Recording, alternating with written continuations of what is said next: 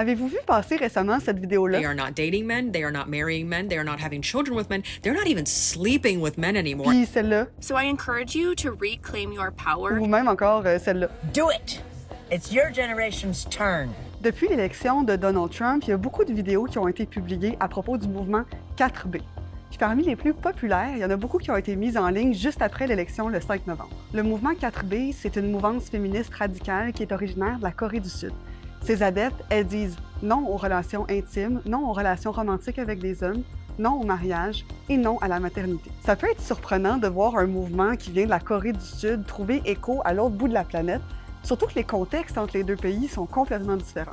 Le mouvement 4B a émergé en Corée du Sud dans les années 2010. À l'époque, le pays vivait une vraie vague féministe. Au début, il y a eu le mouvement Escape the Corset qui invitait les femmes sud-coréennes à rejeter les stricts standards de beauté qui leur sont imposés. Après ça, le pays a connu sa vague MeToo et le mot-clic No Marriage. Là-bas, le mariage est encore très central dans la société et il y a bien des femmes qui finissent par être dépendantes financièrement de leur mari. La Corée du Sud, c'est le pays avec le pire écart salarial des pays de l'OCDE. Les femmes gagnent en moyenne 31% de moins que les hommes et la majorité des naissances se produisent dans les liens du mariage et seulement 2% des enfants qui naissent à l'extérieur de cette union-là. J'ai parlé avec la journaliste Ha Jung qui a écrit un livre sur le féminisme en Corée du Sud et ce qu'elle m'a dit, c'est que pour elle, le mouvement 4B s'est vraiment cristallisé dans le rejet du mariage. Aux États-Unis, ça s'exprime différemment. Aux États-Unis, on est dans une situation où le pouvoir politique se dote de manière légale de contrôler le corps des femmes, par exemple en restreignant l'accès à l'avortement.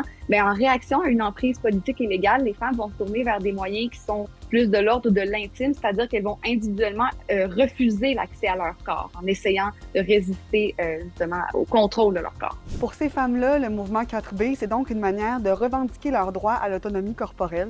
Surtout qu'on a vu quand même beaucoup de discours qui remettaient ça en question dans la foulée de l'élection de Donald Trump. D'ailleurs, c'est dur de ne pas remarquer qu'en même temps qu'on assiste à l'émergence du mouvement 4B, on voit aussi la montée en popularité du mouvement masculiniste. Et pour bien des gens, ça c'est le symptôme de ce qu'on observe de plus en plus, soit un clivage politique genré. Mais pour Anne-Sophie Gravel, la comparaison entre les deux mouvements, ça s'arrête là. Parce qu'il y a certains masculinistes qui veulent renvoyer les femmes à un rôle plus traditionnel, voire même remettre en question certains droits acquis, comme le droit de travailler. Alors que les adeptes du 4B, elles, rejettent les relations intimes et affectives avec les hommes. Selon elles, on n'est donc pas dans le même type d'extrême. La grande question, c'est est-ce que le mouvement 4B est là pour rester? Ce qui est certain, c'est que c'est une part marginale des femmes qui vont réellement adopter les principes du mouvement 4B. Mais ce que ça montre, c'est à quel point les relations intimes peuvent devenir politiques.